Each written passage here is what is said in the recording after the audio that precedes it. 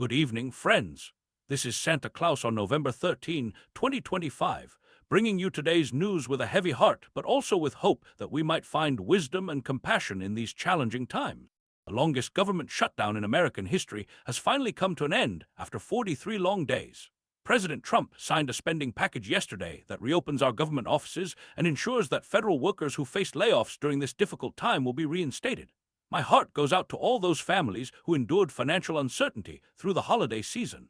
Let us remember that behind political disagreements are real people trying to make ends meet. Meanwhile, across the globe in Ukraine, a concerning corruption scandal has unfolded, with the justice and energy ministers stepping down at President Zelensky's request following investigations into money laundering in the energy and defense sectors. In these times of war, the people of Ukraine deserve leaders who handle resources with integrity, as every nation's strength is built upon trust. Now, turning our gaze to Chile, where citizens prepare for a presidential election this Sunday with heavy concerns about rising crime and immigration. The Chilean people, once focused on constitutional reform, now find themselves worried about safety as murder rates have more than doubled in recent years. Let us keep Chile in our thoughts as they seek leadership that balances security with compassion for all people, including Venezuelan migrants seeking better lives. In economic news from the United Kingdom, the Labour government is preparing significant tax increases amounting to about $39 billion, aimed at addressing budget deficits. This difficult balancing act between providing services and managing debt is one many nations face.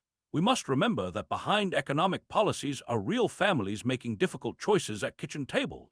Speaking of economics, the October jobs report in the United States will be unusually incomplete due to the government shutdown, missing the unemployment rate data that helps us understand how our neighbors are faring in finding meaningful work. Each number represents a person with dreams and responsibilities, not merely statistics.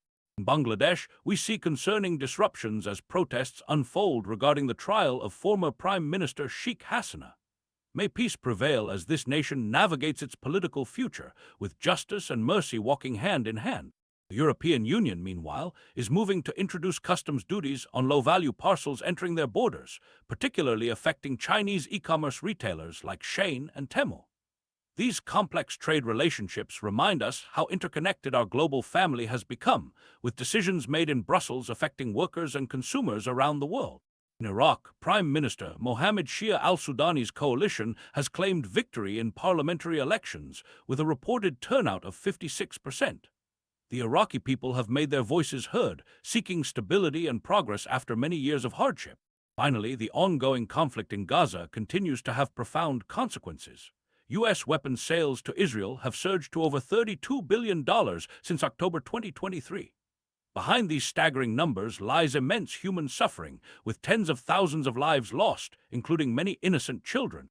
As we approach the holiday season, let us pray for peace in this troubled region, remembering that every child, Israeli and Palestinian, deserves to grow up in safety and with hope for their future. On this day that marks somber historical anniversaries of violence, from the St. Brice's Day massacre over a millennium ago to the Paris attacks of 2015, let us recommit ourselves to being instruments of peace in our communities. In a world often divided, may we each find ways to build bridges of understanding and share the gift of kindness with one another. Until tomorrow, this is Santa Claus, wishing you all goodwill and peace.